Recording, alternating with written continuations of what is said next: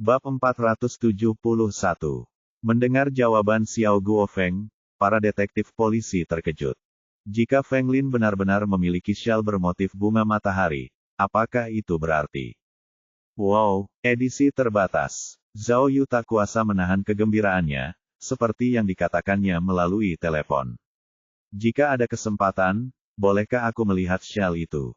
Tentu saja tidak masalah. Xiao Guofeng setuju. Itu ada di kamar kekasihku. Sebelum dia jatuh sakit, dia suka sekali memakai syal itu.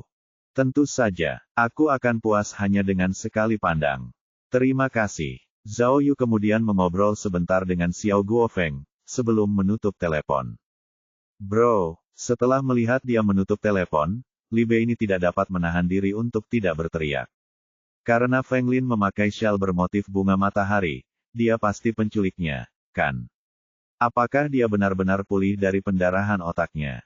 Kita tidak bisa memastikannya. Zhao Yu menggelengkan kepalanya dan berkata, jika kita ingin memastikannya, kita masih harus mengonfirmasi faktanya dengan dokter pribadinya. Ditambah lagi, aku harus mengonfirmasi satu hal lagi. Zhao Yu menelepon lagi. Kali ini, panggilannya ditujukan ke detektif polisi dari cabang Moyang. Setelah panggilan tersambung, Zhao Yu bertanya tentang Xiao Guofeng yang menemani Feng Lin, kapan dia akan pergi untuk pemeriksaan. Detektif polisi itu langsung menceramahi Xiao Guofeng. Ia berkata bahwa Xiao Guofeng hanya bicara omong kosong. Ia juga mengklaim bahwa Xiao Guofeng terlalu sibuk menghibur semua gundiknya hingga tidak sempat mengantarnya ke tempat pemeriksaan, karena biasanya ia jarang ada di rumah. Oh, maka kecurigaan Zhao Yu pun sirna sepenuhnya. Sepertinya Xiao Guofeng tidak tahu kalau Feng Lin sudah menemukan dokter pribadinya, jadi, dengan kata lain.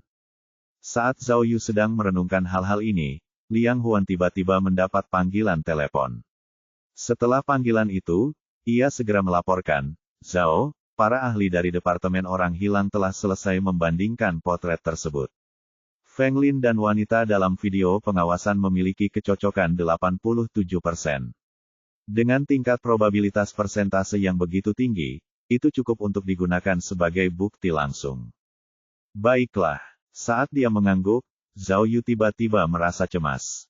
Bagaimanapun, kasus ini terkait dengan penyelamatan nyawa seorang gadis kecil. Sebelum dia memberi perintah, dia harus sangat berhati-hati. Zhao, kata Liang Huan, apa yang kau tunggu? Menangkap seorang wanita di kursi roda tidak memerlukan timah, kan? Kita bisa melakukannya sendiri. Cepatlah. Tetapi, Zhao Yu belum mengendurkan alisnya yang tertaut rapat, karena dia masih harus mencari tahu beberapa detail sebelum memberikan perintah resmi untuk menangkap Feng Lin. Meskipun syal dan potretnya cocok, Zhao Yu masih tidak mengerti bagaimana Feng Lin melakukannya. Ditambah lagi, dia tidak bisa melupakan bahwa, di belakang Feng Lin, ada tahanan yang melarikan diri, Feng Kuo. Jika mereka tiba-tiba mengganggu Feng Lin, apakah mereka akan memberitahu musuh juga? Zhao Yu berkata pada Liang Huan, Liang, untuk melakukan ini, kita tidak boleh melibatkan terlalu banyak orang. Kau ambil saja senjatanya, lalu kita berdua saja yang akan pergi. Hanya kita berdua. Liang terkejut. Ada cukup banyak polisi kriminal provinsi dan detektif polisi dari cabang Moyang yang sudah ditempatkan di rumah Feng Kuo, kata Zhao Yu. Dengan kita membawa begitu banyak orang, bukankah akan ramai? Oh, benar juga. Baiklah, aku akan mengambil senjata. Liang Huan segera pergi. Zhao Yu berkata pada Da Fei, bantu aku mencari tahu dokter pribadi Feng Lin. Coba cari tahu siapa orangnya. Kalau sudah ketemu dokternya, tolong jelaskan kondisi medis Feng Lin yang sebenarnya. Da Fei mengangguk. Li Bei ini. Zhao Yu menoleh ke arah Li Bei ini. Periksa kondisi keuangan Feng Lin. Bukan hanya kondisi keuangannya, tetapi juga kondisi keuangan orang tua Feng Kuo dan Feng Lin. Lihat apakah ada yang tidak biasa. Baiklah, Li Bei ini segera mengangguk setuju. Setelah mendelegasikan tugas, Zhao Yu kemudian menemui Liang Huan di lantai bawah, sebelum berangkat menuju kediaman Feng Kuo. Dalam perjalanan ke sana, Zhao Yu menerima peringatan berupa pesan teks. Peringatan itu menunjukkan adanya setoran langsung pada kartunya. Dia tidak menyangka bahwa 300.000 yang telah dia berikan kepada Fat Sausage dapat dikembalikan ke kartunya. Tidak heran dikatakan bahwa heksagram, Dewey, akan menjadi yang pertama, sebelum heksagram, Gen. Namun, saat itu adalah waktu yang krusial untuk memecahkan kasus tersebut, jadi Zhao Yu tentu saja tidak punya waktu untuk memikirkan perkembangan baru ini. Pikirannya pasti hanya disibukkan oleh rencana untuk menggagalkan rencana Feng Lin. Feng Lin, seorang selebriti pensiunan yang sangat cerdas. Benarkah itu kamu? Bagaimana Anda membantu Feng Kuo keluar dari penjara? Bagaimana kamu mendapatkan kepercayaan gadis kecil itu dan menculiknya? Dari pelarian dari penjara hingga penculikan, semuanya dilakukan dengan sangat teliti. Setiap langkah diambil dengan rencana yang disusun dengan saksama. Seluruh rencana direncanakan dengan sangat rinci. Sebagai seorang perencana, dia benar-benar ahli dalam hal detail. Feng Lin, apakah dia ahlinya? Tapi, Zhao Yu merasa bahwa kasus itu masih kurang. Seperti dugaan Li Bei ini, Feng Lin memiliki kendala mendasar yang harus diatasi sebelum dia dapat menyelesaikan rencananya. Bagaimana dia bisa melarikan diri dari seorang penjaga secara langsung, untuk menjalankan rencananya. Meskipun Xiao Guofeng selalu keluar, masih ada pelayan pribadi yang selalu mengawasi Feng Lin. Apakah Feng Lin hanya akan menunggu sampai jam tidur untuk keluar? Tidak mungkin, kan? Untuk menculik gadis kecil itu, dia harus mempersiapkan diri terlebih dahulu. Untuk bisa mendapatkan kepercayaan gadis kecil itu, dia hanya bisa melakukannya di siang hari. Lalu, bagaimana Feng Lin menipu pembantu itu? Hai, tunggu, ayo, apa-apaan ini? Tiba-tiba, Zhao Yu akhirnya memikirkan faktor krusial dari masalah tersebut. Dia tiba-tiba duduk tegak di kursi mobilnya dan berteriak pada Liang Huan, "Liang, pullover." "Kenapa?" kata Liang. "Kita akan sampai di sana setelah satu putaran lagi. Kenapa kita harus berhenti sekarang?" Pembantu itu, suara Zhao Yu bergetar karena kegembiraan. Dia menjaga Feng Lin setiap hari. Tidak peduli situasi apa yang dihadapi Feng Lin, mustahil untuk menipu pembantu itu. Ya, Liang Huan menghentikan mobilnya di pinggir jalan, masih tidak mengerti. Kemudian, dia menoleh dan bertanya, "Kenapa, menurutmu kita mengejar tersangka yang salah? Kita hanya perlu pergi ke rumah Feng Kuo, menemukan shell itu, menemukan bukti dia membeli Nissan, dan selesailah sudah." Tapi, Zhao Yu mengerutkan alisnya dan menggelengkan kepalanya, "Kita tidak bisa begitu saja maju ke markas musuh dan berpikir kita bisa menyelesaikannya." "Kenapa tidak?" Liang Huan berkata dengan yakin, "Tunggu sampai kita menunjukkan buktinya. Aku tidak sabar melihat guru Feng Lin berdiri dari kursi rodanya. Suaminya pasti akan terkejut." "Tidak." Zhao Yu menggelengkan kepalanya dan berkata, "Kamu masih belum mengerti. Kamu tidak mengerti inti dari apa yang ingin aku katakan. Bahkan jika Feng Lin bisa berdiri dan memang penculiknya, inti masalahnya bukan di sini." "Tidak di sini. Lalu, di mana?" Liang Huan benar-benar bingung. Zhao Yu tiba-tiba menjawab dengan pertanyaan yang tampaknya tidak relevan. "Liang, izinkan aku bertanya padamu. Jika kamu akan memasak makan siang, kapan kamu akan berbelanja kebutuhan sehari-hari? Apa yang kau bicarakan? Mengapa kau menanyakan hal ini?" Liang Huan benar-benar bingung sekarang. "Jangan pergi ke tempat Feng Kuo dulu." Zhao Yu menepuk bahu Liang Huan dan berkata, "Ayo pergi ke pasar dulu." Bab 472. Hei, apa yang terjadi? Liang Huan sedang duduk di dalam mobil, dengan cemas melihat ke kiri dan ke kanan. Mereka tidak pergi ke rumah Feng Kuo, tetapi berhenti di sebuah supermarket di samping villa. Menurut penyelidikan Zhao Yu, sebagian besar penghuni villa mengunjungi supermarket untuk membeli sayuran setiap hari, termasuk pengasuh Feng Lin. Pengasuh Feng Lin bernama Mei Fang. Karena dia telah bekerja sebagai pengasuh di keluarga Feng Lin selama hampir 3 tahun, para tetangga sangat mengenalnya, dan biasanya memanggilnya Bibi Mei. Tak lama kemudian, Zhao Yu keluar dari supermarket, dengan satu tangan menenteng kantong plastik, dan tangan lainnya menelepon. Liang Huan buru-buru membuka pintu mobil di kursi penumpang depan. Ketika Zhao Yu masuk ke mobil, dia meletakkan barang-barangnya, dan berkata ke telepon, "Ya, itu yang kumaksud. Beini, Ini tergantung padamu. Bantu aku mencari tahu ini secara terperinci, bahkan hingga detail terkecil. Bagus, itu saja. Zhao kecil, akhirnya, ketika Zhao Yu meletakkan ponselnya, Liang Huan bertanya dengan penuh semangat, benarkah, apakah kamu mencurigai pengasuh Feng Lin? Benar, Zhao Yu berkata terus terang, jika Feng Lin berpura-pura sakit untuk menyelamatkan putranya, maka dia harus bisa melewati pengasuhnya. Awalnya, aku hanya memikirkan cara agar Feng Lin bisa melewati pengasuhnya, tetapi tidak mempertimbangkan kemungkinan bahwa Feng Lin bisa menyuap pengasuhnya, sehingga menjadikan pengasuh itu kaki tangannya. Pengasuh, seorang kaki tangan, Liang Huan berkata dengan tidak percaya. Apakah itu mungkin? Hanya dalam skenario ini semuanya dapat dijelaskan dengan sempurna, Zhao Yu menegaskan. Hanya dengan bantuan pengasuh, Feng Lin dapat melaksanakan rencana ini. Tapi, Liang Huan bertanya lagi, bukankah ini kejahatan? Apakah pengasuh akan begitu ceroboh hingga mengambil risiko seperti itu? Itulah sebabnya saya ingin menyelidiki rekening bank Feng Lin, kata Zhao Yu. Li Bei ini telah mengetahui bahwa Feng Lin memang memiliki rekeningnya sendiri, dan rekening-rekening ini sangat aktif dalam beberapa waktu terakhir, tetapi hanya debit, dan tidak ada kredit. Saya telah meminta Bei ini untuk menyelidikinya. Jika Xiao Guofeng adalah orang yang menggunakan rekening itu dapat dijelaskan. Tetapi, jika bukan Xiao Guofeng, itu berarti, pasti Feng Lin. Maksudmu, Feng Lin lah yang menyuap pengasuh itu, menggunakan uangnya sendiri. Liang Huan berkata dengan heran. Jadi apa yang kita tunggu? Mengapa kita tidak menangkap mereka? Menangkap mereka, Zhao Yu menggelengkan kepalanya dan berkata, mana buktinya? Jadi bagaimana kalau kita tahu bahwa Feng Lin memang mentransfer uang kepada pengasuh itu? Mereka bisa mengatakan bahwa uang itu adalah hadiah untuk pengasuh itu. Itu, Liang Huan menambahkan, syal. Dan mobil itu. Mungkin ada banyak syal palsu, kata Zhao Yu. Bagaimana jika Feng Lin bersikeras menyangkalnya?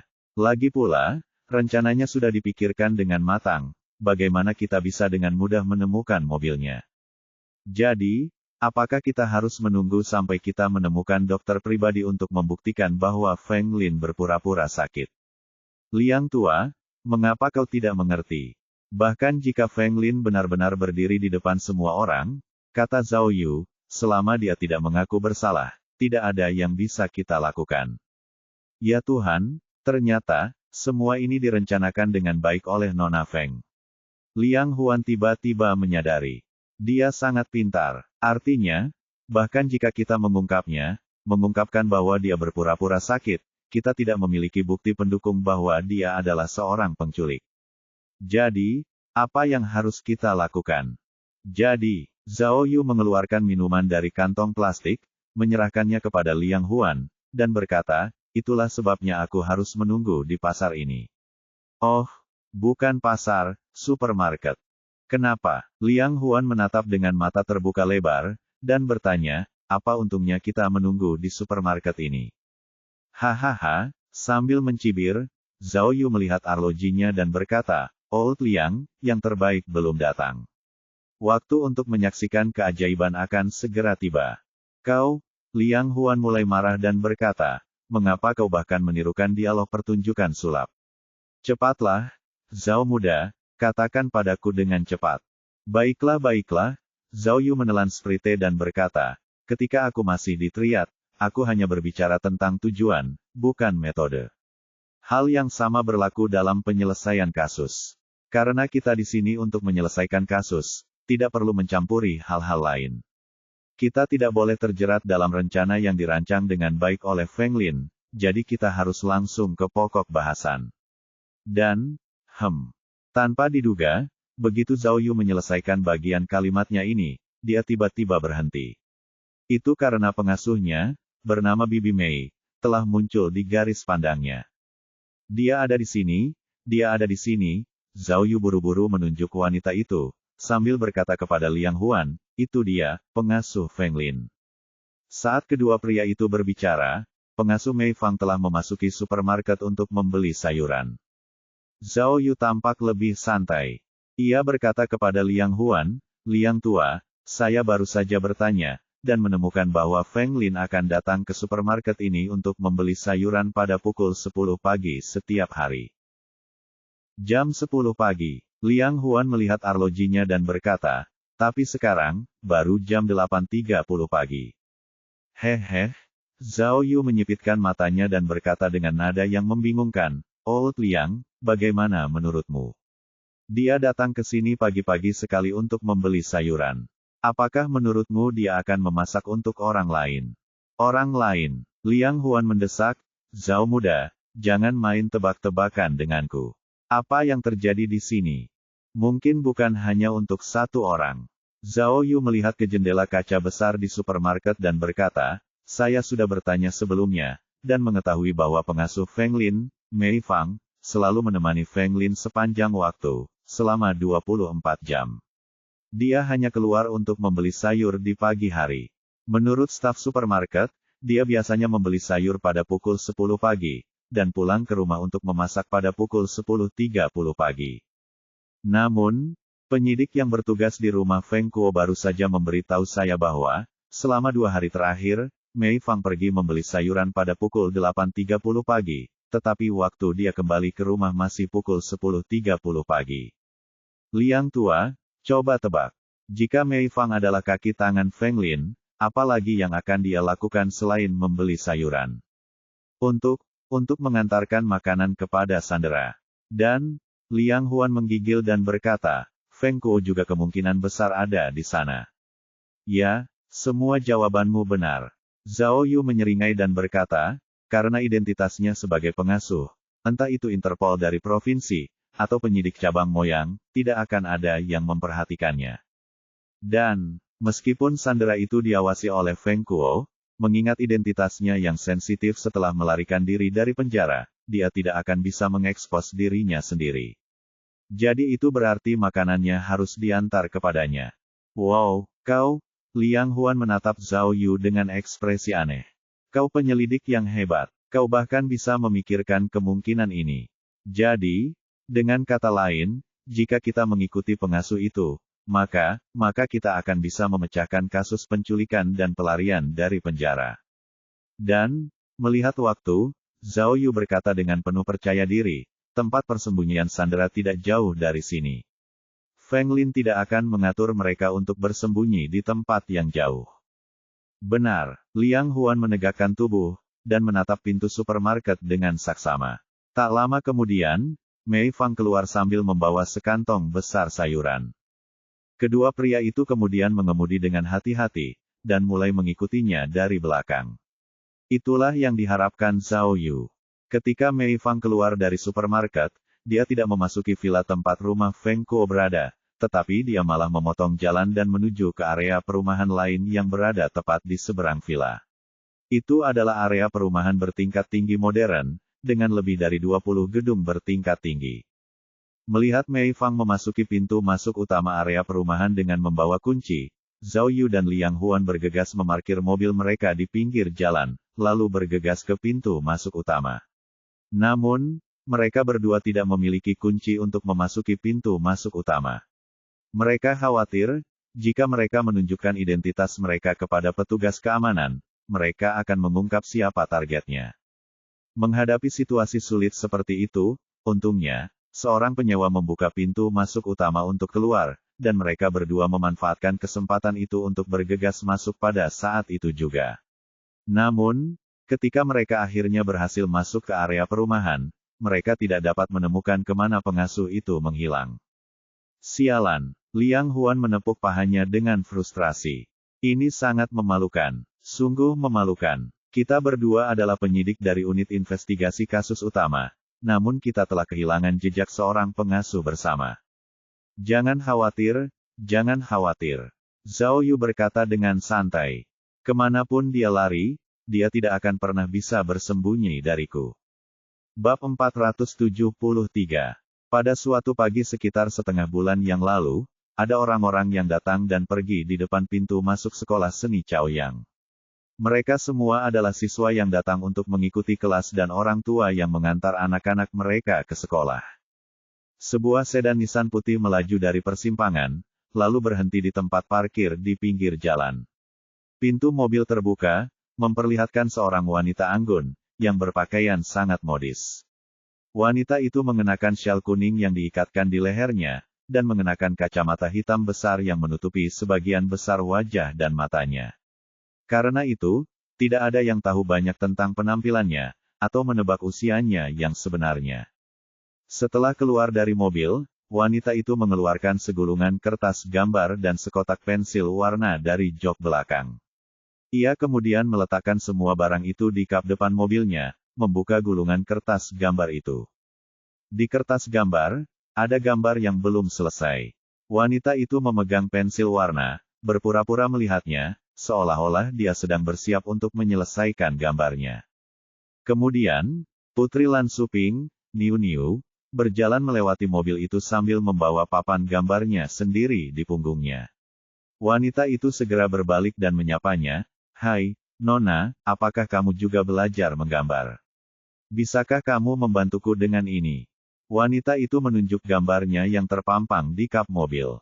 Gadis kecil itu awalnya tidak mau menjawab, tetapi setelah melihat gambar itu, dia jadi penasaran. "Saya sudah menggambar ini sejak lama," wanita itu menggelengkan kepalanya dan berkata. "Tapi bagian terakhir ini, saya tidak tahu harus mewarnainya dengan warna apa.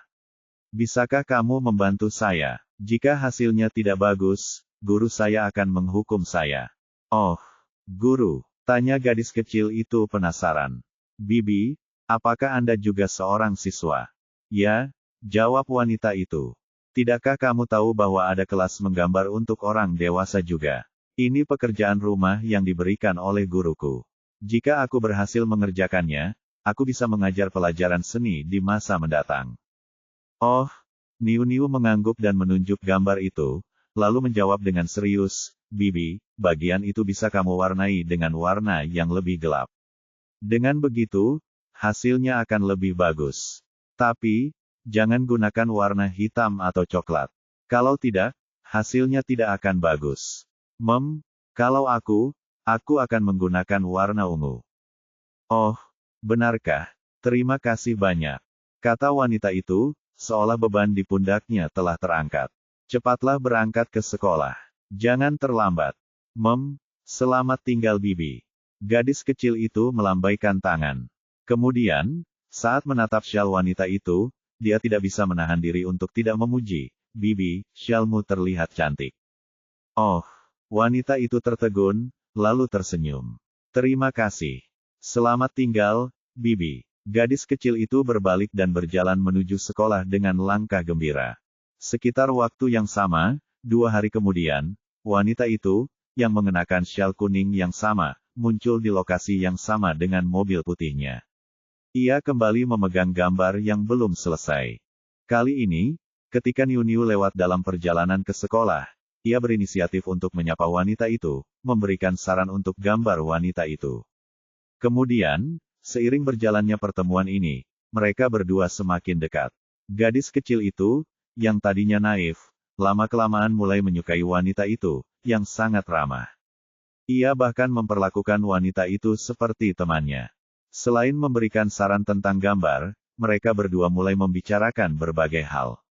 Terkadang, wanita itu akan membawakan beberapa kue lezat untuknya. Setiap kali, wanita itu akan mengingatkan Niu bahwa pertemuan-pertemuan ini harus dirahasiakan. Jika guru-guru sekolah mengetahuinya, wanita berjilbab kuning itu memperingatkan bahwa hal itu akan memengaruhi hasil sekolah seninya. Gadis kecil itu berjanji kepada wanita itu untuk menjaga rahasianya, tetapi dia tidak dapat menahan diri untuk tidak memasukkan syal bermotif bunga matahari yang indah ke dalam gambar-gambarnya sendiri di rumah. Maju cepat ke masa sekarang, di kamar anak yang telah direnovasi dengan sangat indah. Putri Lansuping, Niu, sedang menggambar gambar baru di kamar ini. Pada gambar tersebut, syal bermotif bunga matahari muncul, bersama dengan orang tua gadis kecil itu, yang digambar tepat di sebelah syal tersebut. Niu menggambar sambil menangis. Air matanya membasahi kertas gambar, menodai warnanya. Kemudian, terdengar suara pelan dari kenop pintu, saat pintu dibuka dari luar. Itu adalah Mei Fang, yang membawa sekantong besar makanan ringan. Niu Niu, Mei Fang berkata dengan ramah. Lihat apa yang kubawakan untukmu. Ini semua makanan kesukaanmu. Dan, aku membeli ayam. Aku akan membuatkanmu ayam kola, oke? Wow, gadis kecil itu meletakkan pensil warnanya dan berlari ke Mei Fang. Ia menarik bajunya dan berteriak, Bibi, aku ingin pulang. Aku ingin ibu, wow. Ayah, Niu Niu, bukankah aku sudah memberitahumu? Mei Fang menghiburnya. Orang tuamu ada urusan, jadi mereka harus pergi selama beberapa hari. Dengarkan aku, dalam 2 hari lagi, kamu bisa pulang. Aku tidak mau mendengarkanmu, kalian semua pembohong. Aku ingin mencari ibuku, wow. Kemudian, gadis kecil itu mendorong Mei Fang dan menyelinap melalui celah pintu. Hai, Mei Fang meninggalkan tas berisi makanan ringan itu, berbalik, dan mengejar gadis kecil itu. Namun, saat dia meninggalkan kamar tidur, dia melihat seorang pria jangkung yang tampak garang berdiri di sana. Dan gadis kecil itu, yang baru saja berlari keluar, sudah berada dalam pelukan pria itu. Ah! Mei Fang terkejut dan ingin berteriak, tetapi lelaki itu memberi isyarat agar dia diam. Tatapan matanya tampak sangat menakutkan. Mei Fang benar-benar terkejut. Ia segera menurut, bersandar di dinding dan tidak berani bersuara. Putri Lan Suping, Niu Niu, juga berhenti menangis, karena ia juga merasa takut. Pria yang memiliki sikap yang begitu mengesankan itu tidak lain adalah Zhao Yu. Kemudian, sosok manusia lain melintas di kamar tidur dan ruang tamu. Ketiganya berbalik dan melihat. Sosok itu adalah Liang Huan, yang memegang senjata, dan sedang mengacak-acak 2 kamar tidur lainnya. Ketika mereka melihat senjata Liang Huan, Mei Fang dan Niu Niu gemetar ketakutan. Set, Zhao Yu menyuruh mereka diam lagi.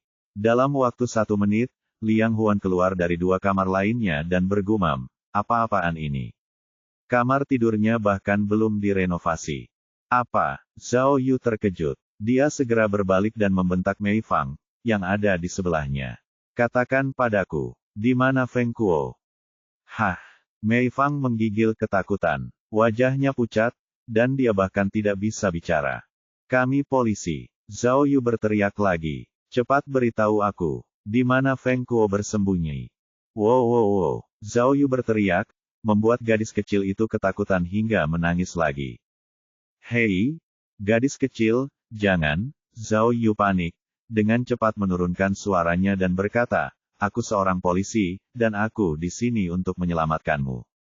Pada akhirnya, ketika dia melihat orang asing ini, Zhao Yu, tersenyum padanya, Niu Niu menangis semakin keras. Kemudian, setelah Liang Huan yakin tidak ada orang lain di sana, dia segera memborgol Mei Fang dan berteriak padanya, cepat, di mana Feng Kuo? Aku, Mei Fang tergagap, aku tidak mengerti, apa yang kamu bicarakan? Apa-apaan ini? Apa kau masih pura-pura bodoh?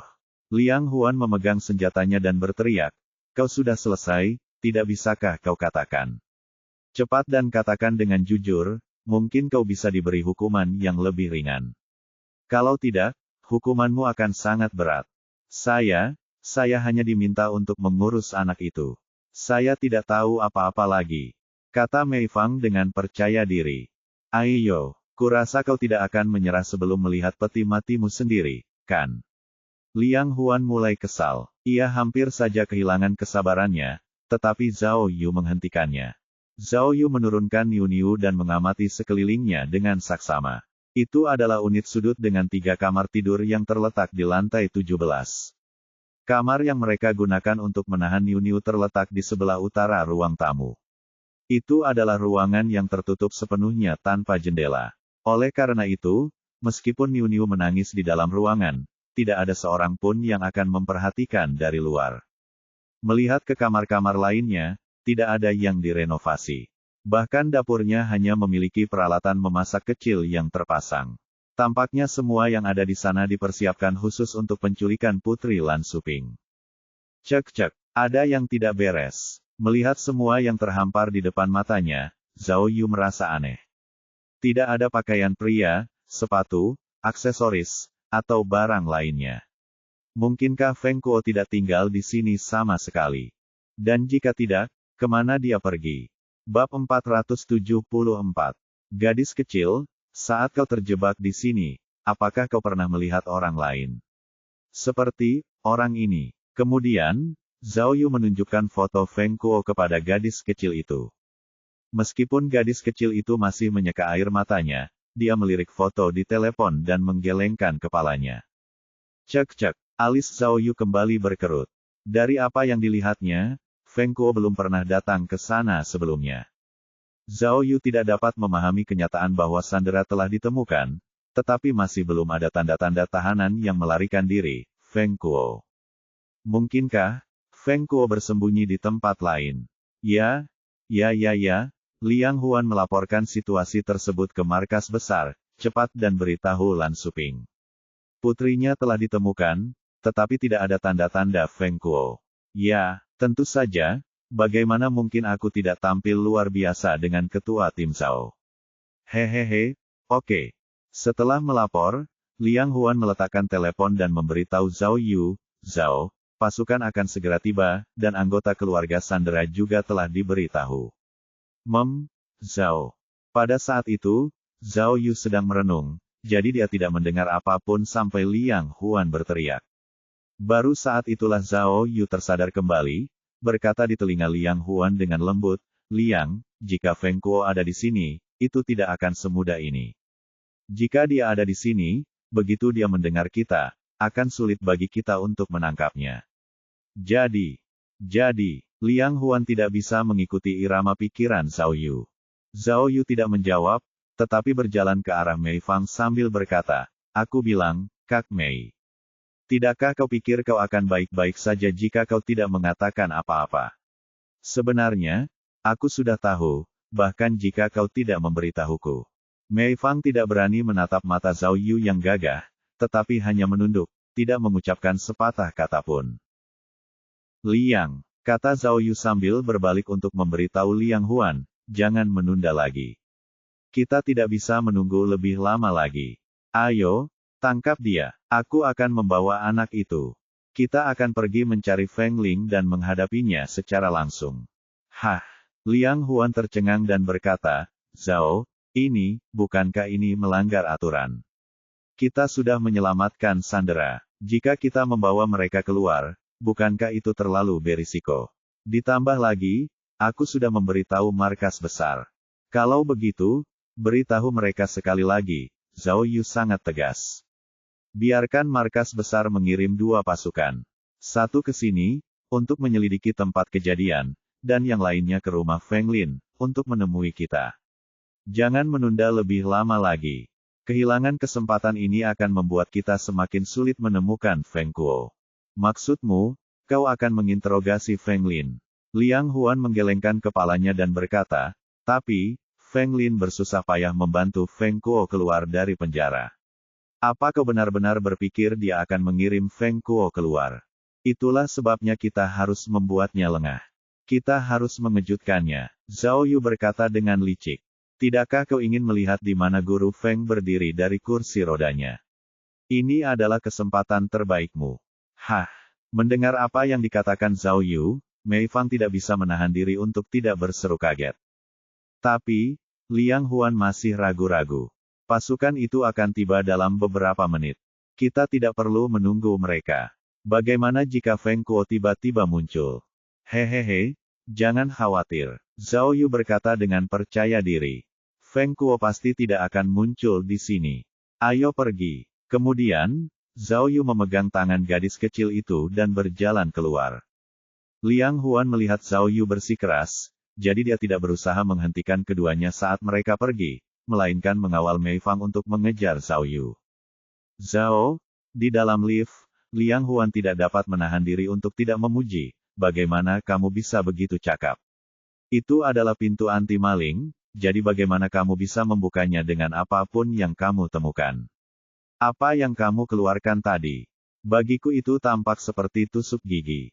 Sebenarnya, pintu anti-maling itu dibuka oleh Zhao Yu, menggunakan Universal Lockpicker.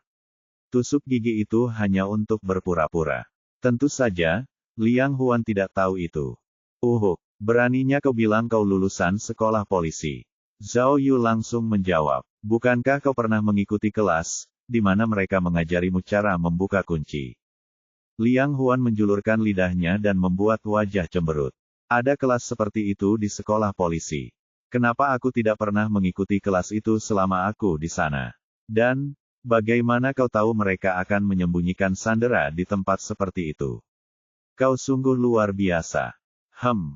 Sebenarnya, alasan mengapa Zhao Yu dapat menemukan lokasi itu adalah karena ia telah memasang alat pelacak pada Mei Fang. Namun pada saat itu, ia tentu saja tidak dapat menjawab dengan jujur, jadi ia harus membuat alasan. Namun, alasan apa? Zhao Yu tidak langsung menjawab, tetapi memberi isyarat ke arah Mei Fang dengan dagunya, tanyakan saja padanya. Liang Huan terkejut. Mei Fang terkejut. Lihatlah dirimu, beraninya kau berpura-pura. Cepat, katakan padaku. Zhao Yu melanjutkan perkataannya pada Mei Fang, sambil mengulur waktu untuk membuat alasan.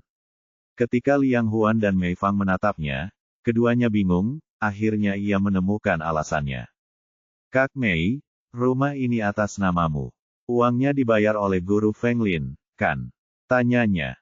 Kamu? Mei Fang akhirnya mengangkat kepalanya. Matanya menunjukkan bahwa dia terkejut, dan tubuhnya menggigil ketakutan.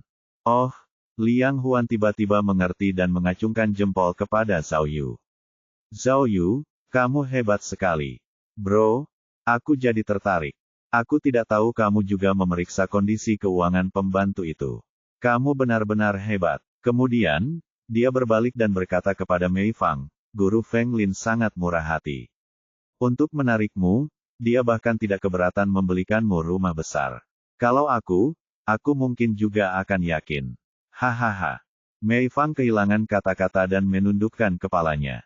Namun, Zhao Yu menelan ludah, karena apa yang dikatakannya sebelumnya dibuat-buat, jadi dia tidak tahu apakah itu benar. Oleh karena itu, ketika mereka kembali ke mobil, Zhao Yu segera mengirim pesan kepada Li Beini, sehingga Li Beini dapat memeriksa status keuangan Mei Fang. Kemudian, dalam beberapa menit, Zhao Yu dan Liang Huan membawa gadis kecil Niu Niu dan pembantu Mei Fang kembali ke tempat Feng Lin menginap. Secara kebetulan, selain detektif polisi yang sedang bertugas, keluarga Feng Lin juga berkumpul di sana. Xiao Guofeng dan putranya, Xiao Zeng, juga ada di sana. Xiao Zeng mendorong Feng Lin di ruang tamu, sementara dia berbicara dengan Xiao Guofeng tentang pabrik ukiran kayu mereka. Ketika Zhao Yu dan yang lainnya memasuki villa, semua orang menjadi bingung. Kemudian, ketika Xiao Guofeng dan putranya melihat bahwa Mei Fang mengenakan borgol, mereka menjadi semakin bingung. Polisi, Anda, Xiao Guofeng berdiri dengan bingung dan bertanya, apa maksud semua ini? Namun, Zhao Yu tidak peduli dengan Xiao Guofeng, tetapi menatap Feng Lin yang sedang duduk di kursi roda. Dia kemudian menarik gadis kecil itu, Niu Niu, ke hadapannya.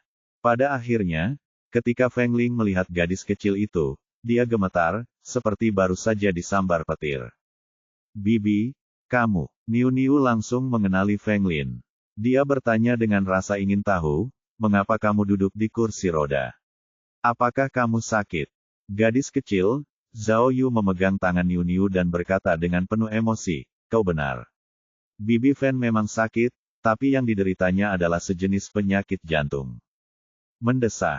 Saat Zhao Yu berbicara, Feng Lin tiba-tiba mengerang dengan sangat getir.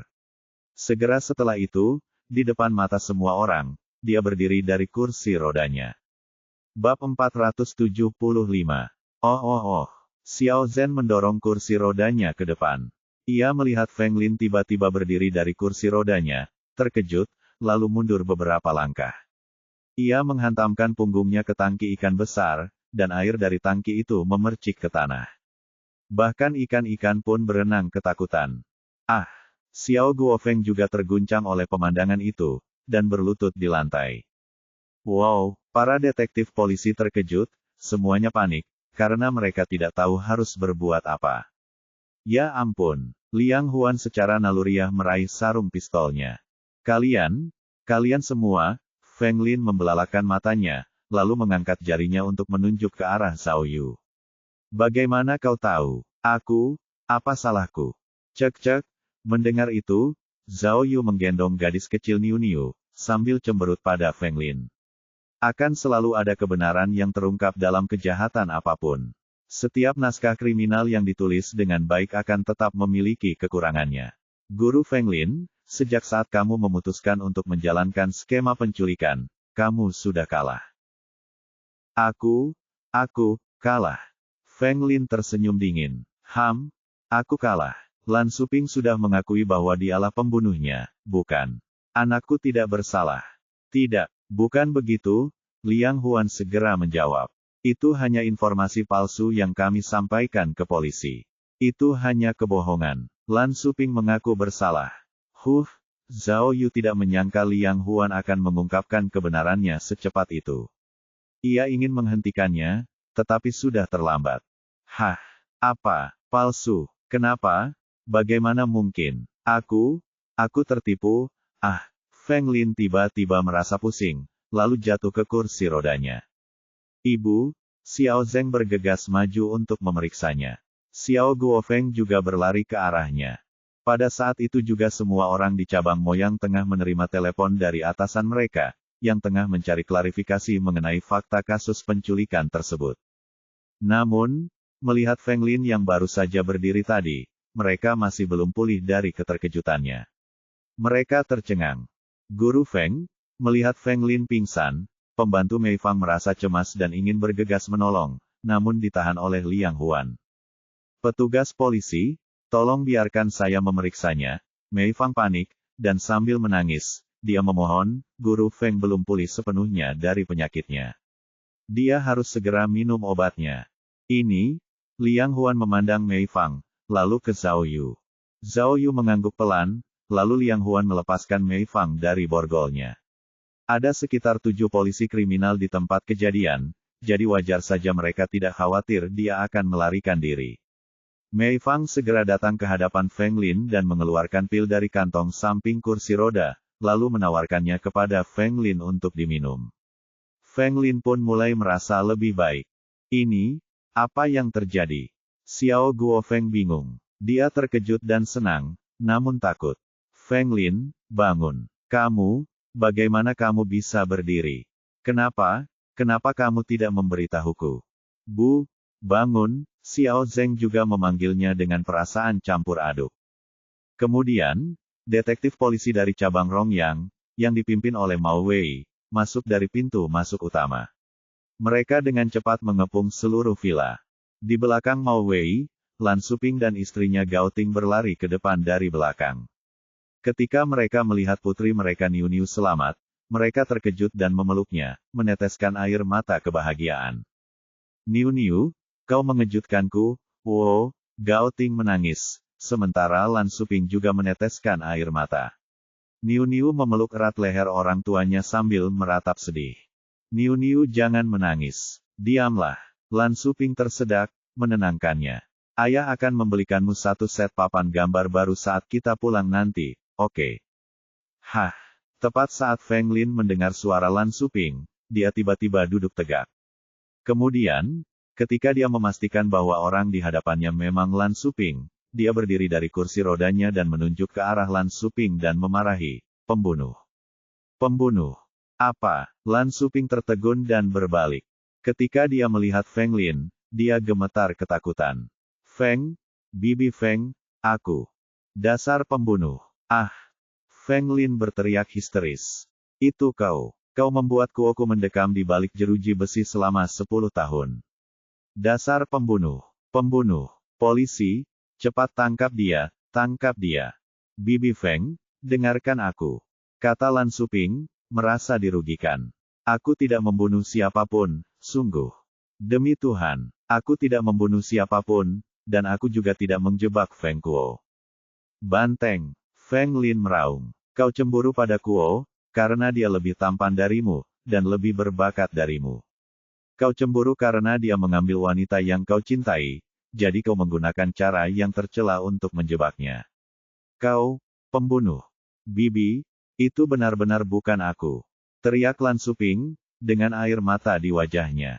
Apa yang kau inginkan dariku, agar kau percaya dengan apa yang kukatakan. Ya, Mao Wei menambahkan, Guru Feng, kami telah menyelidikinya secara menyeluruh, dan pengakuan lisan Lan Suping sama sekali tidak sesuai dengan apa yang terjadi di tempat kejadian. Selain itu, dia punya alibi. Pelakunya bukan dia, jadi pasti ada kesalahpahaman. Cukup. Sebelum Mao Wei selesai berbicara, Gao Ting yang berjongkok di samping Niu Niu tiba-tiba berteriak, menyebabkan semua yang hadir tiba-tiba terdiam. Polisi. Gao Ting berdiri dan berkata dengan dingin kepada Mao Wei, saya bertanya, apakah Anda di sini untuk menangkap penculiknya? Mao Wei merasa takut dengan sikap Gao Ting yang mengesankan, jadi dia mundur dan hanya mengangguk samar. Jika begitu, para penculik itu ada di depan matamu, jadi mengapa kau tidak memborgol mereka? Gao Ting berbalik dan menunjuk ke arah Feng Lin dan Mei Fang. Aku tidak peduli jika kau punya dendam terhadap suamiku. Tapi, aku tidak mengizinkan siapapun mengancamku, terutama jika itu melibatkan penggunaan anakku sebagai alat tawar-menawar. Kemudian, Gao Ting langsung menghadap Feng Lin dan berkata kepadanya, Guru Feng, jangan terlalu sombong. Aku katakan padamu, Suping kami bukanlah pembunuh, jadi jangan berani-beraninya kau begitu yakin tentang hal itu. Putramu dijatuhi hukuman penjara, dan itu tidak ada hubungannya dengan keluargaku. Tapi, sekarang setelah kau menculik putriku, kau telah melakukan kejahatan. Aku tidak peduli siapa kau harus bertanggung jawab atas apa yang kau lakukan dan membayar harganya. Aku akan memastikan ini. Kemudian, Gao Ting berteriak kepada Mao Wei dan timnya dengan suara yang sangat keras, Pak Polisi, tunggu apa lagi? Apakah Anda mencoba melindungi penjahat itu? Ini, Mao Wei mengerutkan alisnya dan melambaikan tangannya ke arah Zhang Yaohui. Zhang Yaohui dan Lan Bo kemudian berjalan mendekat untuk memborgol Feng Lin dan Mei Fang.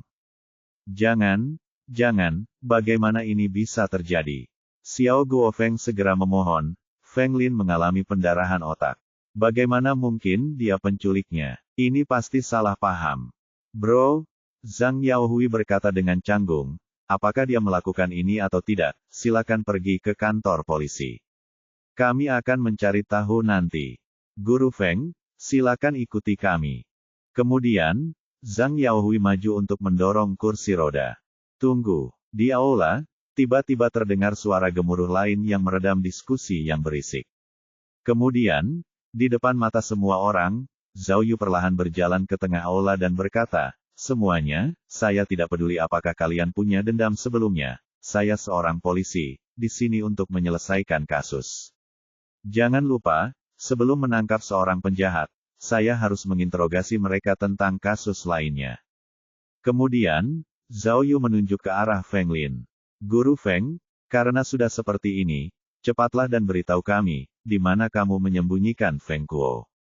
Saat Zhao Yu mengatakan ini, para polisi kriminal kota itu terkejut, karena apa yang dikatakan Zhao Yu mengingatkan mereka bahwa Feng Kuo, yang merupakan tahanan yang melarikan diri, masih hilang. Feng Lin menatap tajam ke arah Zhao Yu sambil menggertakkan giginya, teruslah bermimpi. Kemudian, Zhao Yu tiba-tiba terkekeh dan menggelengkan kepalanya ke arah Feng Lin, sambil berkata dengan santai, Guru Feng, jika aku bisa mengungkap penculikanmu, maka, menemukan Feng Kuo tidak akan sulit. Hanya karena kau menolak memberitahuku, bukan berarti aku tidak tahu. Bab 476. Semua orang di tempat kejadian terkejut. Perkataan Zhao Yu telah menarik perhatian semua orang. Zhang Yaohui berhenti mendorong kursi roda, lalu berhenti di depan Zhao Yu. Setelah Zhao Yu selesai berbicara, dia membuka kunci layar ponselnya dan memberi isyarat kepada detektif polisi dari tim kepolisian kota. Dia adalah seorang polisi kriminal, yang seusia dengan Zhao Yu. Dia datang ke Kinsan untuk menjaga rumah Feng Kuo, kalau Feng Kuo kembali. Melihat Zhao Yu melambaikan tangannya, dia melangkah maju dengan bingung. Kemudian, Zhao Yu menunjukkan sesuatu di ponselnya dan berkata, cepat dan beritahu atasanmu, dan tangkap dia di sana. Zhao Yu tiba-tiba mengatakan ini, semua orang tercengang. Feng Lin menatap tajam ke mata Zhao Yu. Meskipun dia terkejut, dia pikir Zhao Yu menipunya lagi. Mengapa kalian berdiri di sini? Pergi! Zhao Yu berteriak pada polisi kriminal, yang juga tercengang, apakah kalian ingin melakukan jasa besar? Oh, orang itu menjawab, sambil berlari ke samping untuk menelepon. Hehehe, Guru Feng, Zhao Yu menoleh sambil tersenyum. Alamatnya, apakah Anda ingin saya membacakannya untuk Anda? Tidak, aku tidak percaya. Feng Lin menatapnya dan berkata, aku tidak percaya. Baiklah, tidak apa-apa jika kau tidak percaya, Zhao Yu tidak peduli, jika begitu, aku akan mengungkapkan rencana sempurnamu kepada semua orang di sini. Sebenarnya, Feng Kuo tidak ada di Qinsan. Apa? Yang lain tidak mengetahui wawasan itu, tetapi detektif polisi yang mengetahui tentang kasus penculikan itu jelas mengetahui bahwa dalang di balik penculikan Putri Lan Suping adalah Feng Kuo, jadi Feng Kuo pasti ada di Qinsan. Namun, Zhao Yu berkata bahwa dia tidak melakukannya. Itu benar-benar membalikkan pemahaman mereka. Zhao, Mao Wei tak dapat menahan diri untuk bertanya, jika bukan di Qinsan, di manakah dia? Zhao Yu berbalik dan memberitahu Mao Wei, di Yunsu. Ketua tim Mao. Zhao Yu mengirim sinyal mata ke Mao Wei, yang kemudian menyadari bahwa Zhao Yu mungkin sedang melakukan tipu daya, jadi dia segera diam. Namun, meskipun Zhao Yu berbicara dengan sangat pelan, Feng Lin, yang berada di dekatnya, masih dapat mendengar kata, Yunsu. Tiba-tiba, dia gemetar, sekarang menatap Zhao Yu dengan pandangan yang berbeda. Guru Feng, meskipun rencanamu sempurna, Zhao Yu berbalik dan berkata, semakin rinci rencanamu, semakin banyak kekurangannya. Sebenarnya, kamu melakukannya dengan baik. Kamu menghindari kamera, mendekati gadis kecil itu, mengatur lokasi untuk menahan sandera, mengatur agar Feng Kuo melarikan diri dari penjara, dan seterusnya, hampir sempurna. Zhao Yu melanjutkan, awalnya, aku benar-benar tidak bisa memecahkan misterinya. Aku bertanya-tanya, seseorang, yang berpura-pura sakit, bagaimana dia bisa melakukan begitu banyak hal secara tiba-tiba. Kemudian, aku mengetahuinya. Jika kamu menjalankan rencana yang begitu terperinci, kamu pasti punya kaki tangan. Jadi, aku curiga pada pembantumu. Dia bersamamu 24 jam sehari. Mustahil bagimu untuk menghindarinya. Jadi, kamu pasti membawanya masuk, menyuruhnya berpura-pura tidak melihat dan membantumu menjalankan rencana.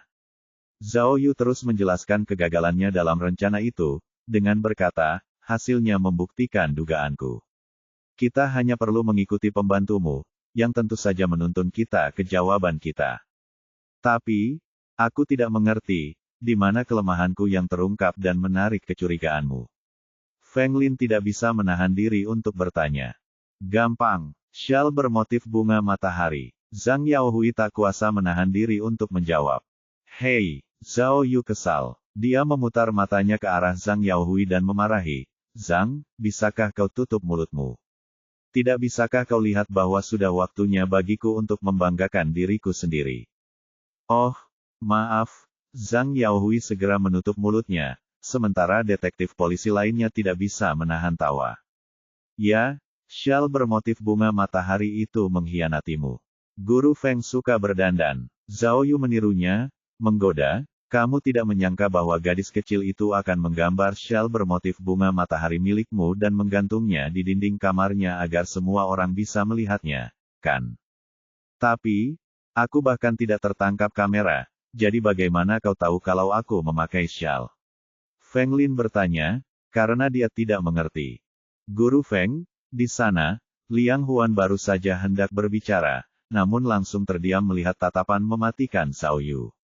Hehehe, ada orang tua murid yang bersuah foto dengan anaknya, dan kamu ada di foto itu. Kata Zhao Yu dengan bangga. Lalu, aku menelepon suamimu dan memastikan bahwa kamu memiliki syal itu. Karena itu, semua kecurigaan mengarah padamu. Hah, kau, Xiao Guofeng membuka matanya lebar-lebar dan berkata, kau meneleponku untuk menanyakan tentang syal itu karena.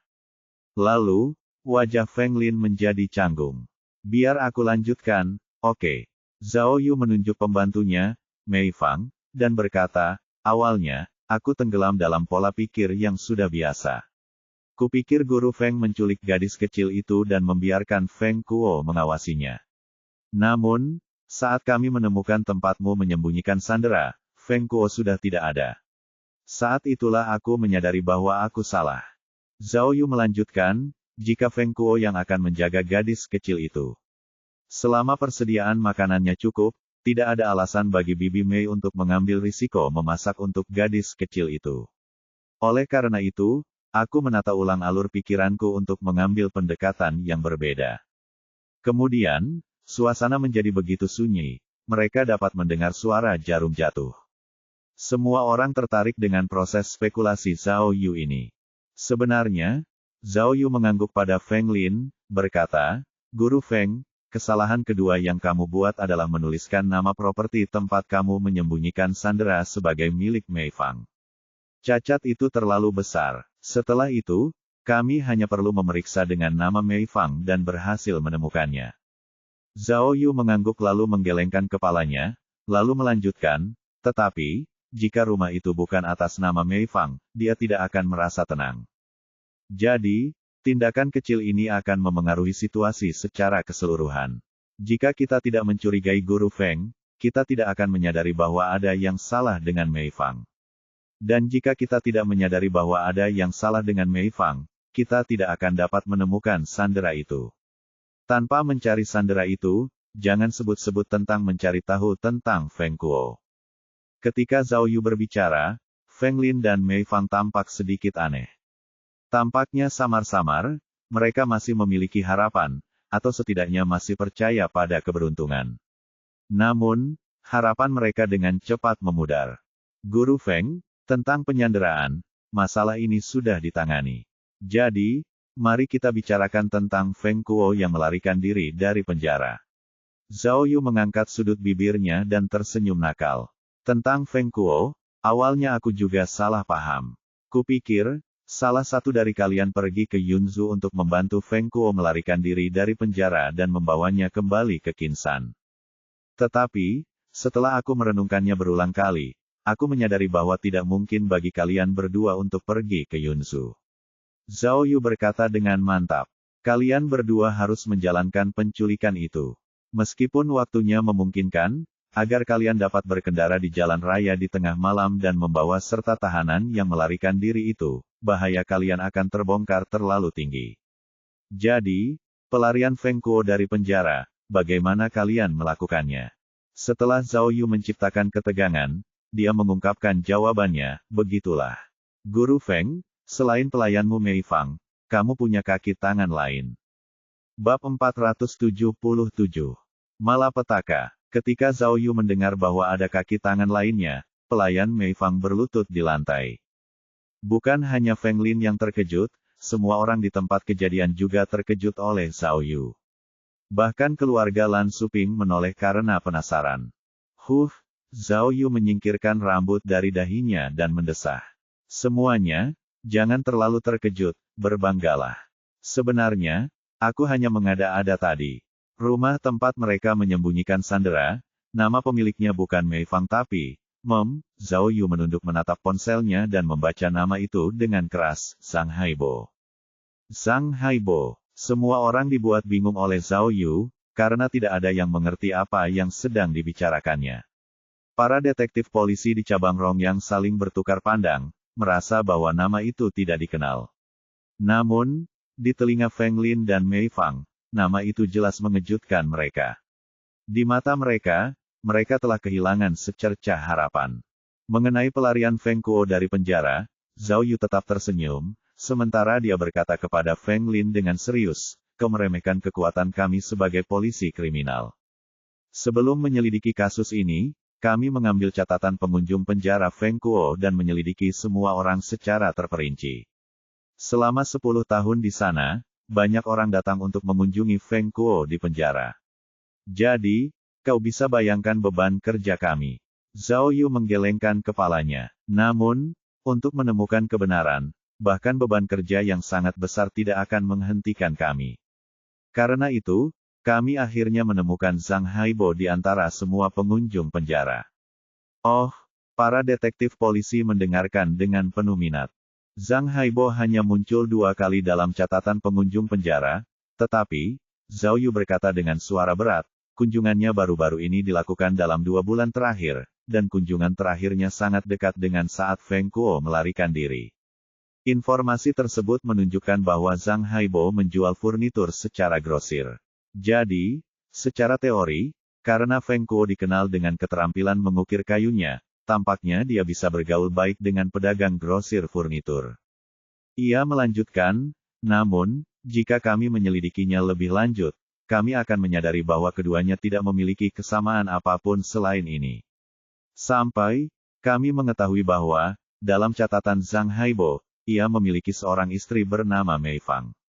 Kemudian, kami menemukan hubungannya. Aha. Hah. Semua orang terkejut dan melihat ke arah pembantu itu. Guru Feng, Zhao Yu menggelengkan kepalanya dan berkata, Anda telah memikat pasangan ini untuk membantu Anda. Tampaknya, demi Feng Kuo, Anda telah memberikan segalanya. Kau, Feng Lin gemetar, kehilangan kata-kata. Zhao Yu berkata, aku menduga bahwa seluruh rencana itu berasal darimu, dan Mei Fang serta Zhang Haibo hanya mengambil tindakan sesuai perintahmu. Feng Kuo punya alergi, yang kamu gunakan untuk menimbulkan reaksi alerginya, yang menyebabkan dia dilarikan ke rumah sakit oleh polisi kriminal. Tuduh Zhao Yu, kamu sudah tahu ke rumah sakit dan departemen mana dia akan dikirim. Jadi, kamu mengirim Zhang Haibo ke rumah sakit beberapa hari sebelumnya, agar dia bisa merusak jendela anti pencurian di bangsal. Ketika Feng Kuo dirawat di rumah sakit malam itu, Zhang Haibo menghubungi Feng Kuo secara diam-diam, memberikan semprotan anestesi dan kunci borgol ke tangannya. Kemudian, Feng Kuo berhasil melarikan diri dari penjara. Apakah aku benar? Kau? Feng Lin tergagap, matanya merah. Tapi, pelarian Feng Kuo dari penjara hanyalah kedok. Zhao Yu melanjutkan, tujuanmu yang sebenarnya adalah menculik Putri Lan Suping, lalu memaksa Lan Suping mengaku bersalah sebagai pembunuhnya. Begitu Lan Suping mengaku bersalah, rencanamu akan berhasil, dan Feng Kuo akan dibebaskan. Tapi, bahkan jika kau berhasil melarikan diri dari penjara, bagaimana dengan penculikannya? Zhao Yu menggelengkan kepalanya dan mendesah. Demi putramu, kau tidak keberatan mendekam di balik jeruji besi. Mendengar itu, Feng Lin menundukkan kepalanya. Tapi, Mao Wei tiba-tiba menggaruk kepalanya dan bertanya, Zhao, logika ceritanya jelas tapi, aku masih tidak mengerti, bagaimana dengan Feng Kuo? Di mana sebenarnya dia? Ya, para detektif polisi semua sangat penasaran, bertanya serempak.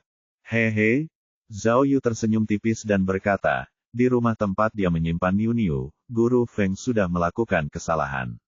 Lalu, mengenai menyembunyikan Feng Kuo, apakah dia akan mengikuti jalan yang sama menuju kehancuran?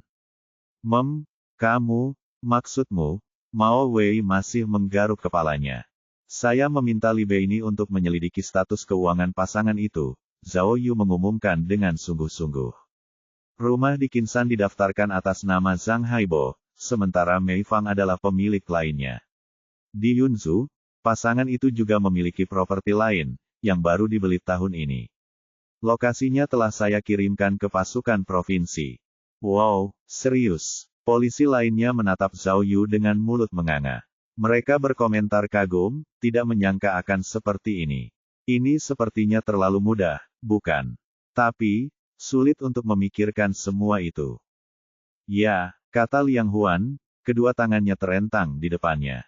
Kami pikir Feng Kuo sudah kembali ke Qinsan. Tapi ternyata, dia tinggal di Yunzhou. Cek. Kau, pandangan Feng Lin pada Zhao Yu kini berubah. Ia menatap Zhao Yu dengan kaget, seraya bertanya, siapa kau? Guru Feng, apakah Anda tahu tentang kasus Mianling? Lan Bo memperkenalkan Zhao Yu, seolah-olah dia sedang pamer, detektif polisi nomor 1 kita dari cabang Rongyang, Zhao Yu, ketua tim Zhao. Dia bahkan bisa memecahkan kasus Mianling. Keterampilan Anda yang minim tidak akan bisa berhasil di bawah pengawasannya. Kasus Mianling. Tubuh Feng Lin masih menggigil hebat, tetapi tatapan matanya sudah mulai tumpul. Ya Tuhan, ternyata, kaulah yang memecahkan kasus Mianling. Tidak, tidak heran, kau sesuai dengan namamu. Para detektif polisi dari cabang Moyang dan polisi kriminal kota juga semua memandang Zhao Yu dengan pandangan berbeda. Kau menyanjungku. Zhao Yu mengepalkan kedua tangannya, merasa puas dengan keberhasilannya. Polisi, Feng Lin tiba-tiba mengangkat kepalanya dan memberitahu semua orang, pelarian Feng Kuo dari penjara dan penculikan Niu Niu adalah perbuatanku. Itu tidak ada hubungannya dengan Mei Fang dan Zhang Haibo. Aku mengaku bersalah, tetapi kalian harus membebaskan mereka. Guru Feng, Mei Fang berlutut di samping kursi roda, menggigil sambil menangis.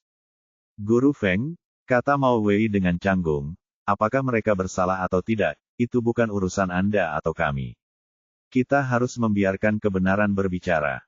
Kemudian, Mao Wei melambai ke arah Zhang Yaohui, memberi isyarat padanya dan Lan Bo untuk menangkap Feng Lin dan Mei Fang. Tidak, tidak. Feng Lin membanting sandaran tangan kursi rodanya dan berkata, Kuo-ku tidak bersalah. Dia dipenjara karena kesalahan, itu tidak adil. Xiao Zeng khawatir dengan ibunya, jadi dia mengikutinya dengan mobil polisi. Karena keluarga Lan Suping harus pergi ke kantor polisi untuk membuat catatan pengakuan lisan, mereka pun mengikuti polisi. Feng Lin, Xiao Guofeng tiba-tiba membungkuk di sofa dan mengeluh dengan sedih. Setelah bertahun-tahun, mengapa kau melakukan itu? Demi Kuo, kau, Xiao Guofeng menghela nafas, sementara Liang Huan turun dari atas. Zhao, lihat. Dia melihat Liang Huan memegang syal kuning, dan berkata dengan gembira, syal bermotif bunga matahari. Itu tertinggal di kamar Guru Feng. Jika bukan karena syal ini, kasusnya akan terlalu sulit dipecahkan. Ini bukti penting. Hei, kenapa? Zhao. Saat Liang Huan berbicara dengan penuh semangat, Zhao Yu masih tidak mengendurkan alisnya yang terkatup rapat. Tampaknya dia masih memikirkan sesuatu. Liang, Zhao Yu terengah-engah dan akhirnya berkata, petunjuk utama kasusnya sudah jelas, tapi, ada hal lain yang tidak aku mengerti. Bab 478. Kau masih tidak mengerti. Liang Huan melambaikan syal kuning dan berkata, kami yang menangani kasus penculikan ini. Sekarang, mereka sudah tertangkap bersama Sandera. Terlepas dari apakah kita bisa menangkap Feng Kuo atau tidak, kita tetap bisa menutup kasus ini dengan baik. Apalagi yang tidak kau mengerti. Saya bisa mengerti sisanya, Zhao Yu menjawab dengan sedih. Hanya saja, saya punya satu pertanyaan terakhir. Ada apa? Tanya Liang Huan. Lihat, meskipun rencana Feng Lin hampir sempurna, tetap saja itu melanggar aturan. Zhao Yu menganalisis. Juga, jangan lupa bahwa Feng Kuo bisa saja dibebaskan dalam 9 tahun lagi. Dan dia sudah masuk dalam daftar observasi untuk pengurangan hukuman. Jika kinerja bagus, dia bisa saja keluar bahkan sebelum 9 tahun itu. Jadi, bukankah apa yang dilakukan Feng Lin terlalu berisiko? Zhao Yu mengerutkan alisnya dan melanjutkan, bukankah ini mempertaruhkan nyawa Feng Kuo? Mengapa dia memilih tindakan ekstrim seperti itu? Bukankah dia akan menunggu Feng Kuo dibebaskan dari penjara, lalu memikirkan rencana lain yang lebih tepat untuk membuktikan ketidakbersalahannya? Perkataan Zhao Yu menarik perhatian Xiao Guofeng, dan ia segera berdiri dan menghampiri Zhao Yu, sambil berkata, ya, polisi. Aku juga tidak mengerti. Feng Lin, dia benar-benar membuat Feng Kuo semakin terjerumus ke dalam masalah yang lebih besar. Apa gunanya ini bagi Feng Kuo? Benar, Liang Huan mengernyitkan alisnya dan setuju. Bahkan jika dia melakukan penyelidikan secara pribadi, atau entah bagaimana mendapatkan bukti baru, bagaimana dia bisa membantunya melarikan diri dari penjara dan juga menangani penculikan itu. Apakah itu? Setelah merenungkan ini, Liang Huan tiba-tiba menepuk pahanya dan berkata, sekarang aku mengerti. Hanya ada satu alasan mengapa Guru Feng berani mengambil risiko seperti itu. Apa alasannya? Tanya Xiao Guofeng. Lan Suping, kata Liang Huan dengan suara pelan. Tindakan Guru Feng menandakan bahwa dia yakin bahwa Lan Suping adalah orang yang telah membunuh Liu Jiao dan menjebak Feng Kuo. Awalnya, dia mengira Lan Suping akan mengaku bersalah. Pahlawan, tolong tinggallah dalam mimpiku yang indah, nada dering telepon berbunyi. Sebelum Liang Huan selesai berbicara, ponsel Zhao Yu berdering. Da Fei menelepon. Hai, ketua tim. Da Fei menjawab melalui telepon. Ini sungguh tidak masuk akal. Siapapun yang kita tebak tadi malam benar sekali. Aku sudah menemukan dokter pribadi Guru Feng.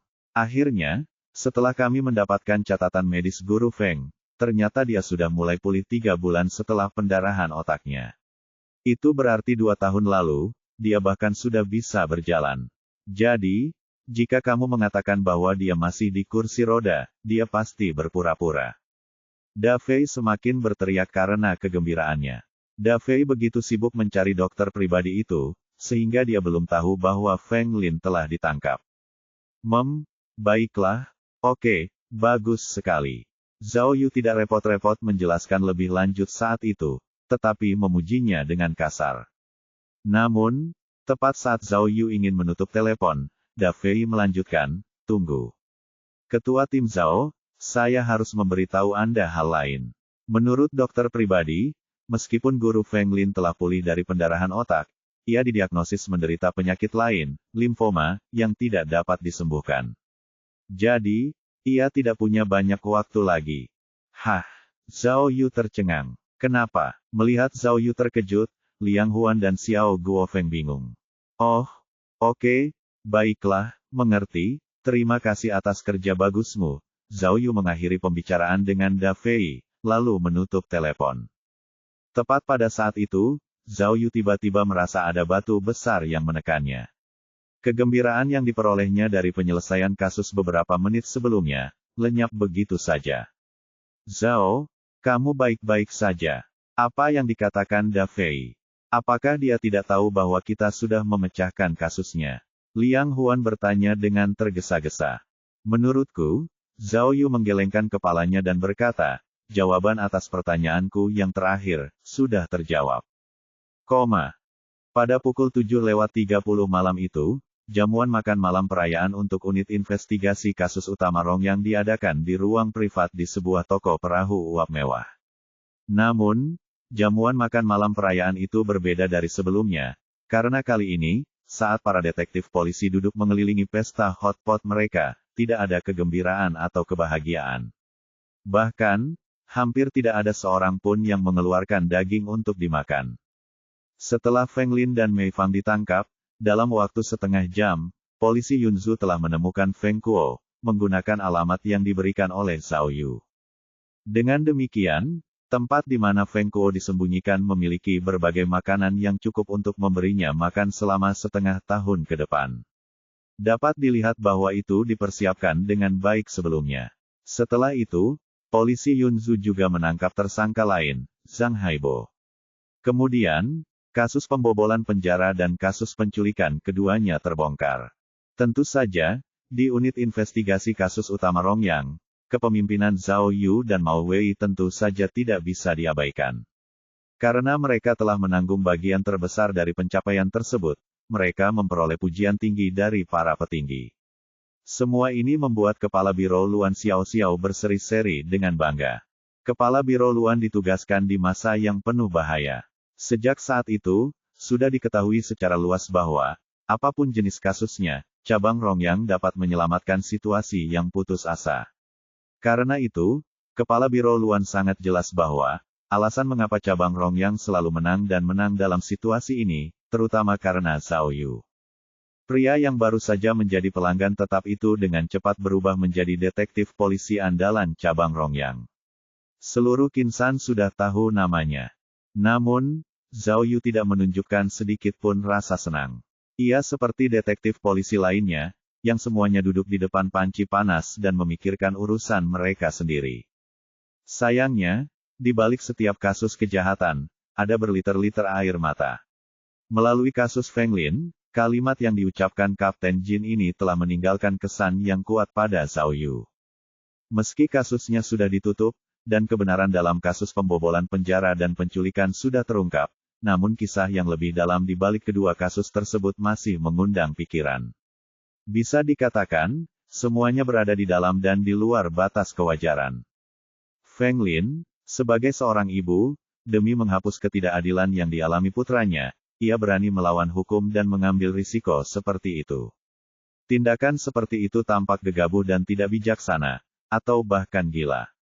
Namun, jika dipikirkan lebih dalam, mereka akan mengasihaninya, dan ia setidaknya mungkin akan mendapatkan sedikit rasa hormat dari mereka.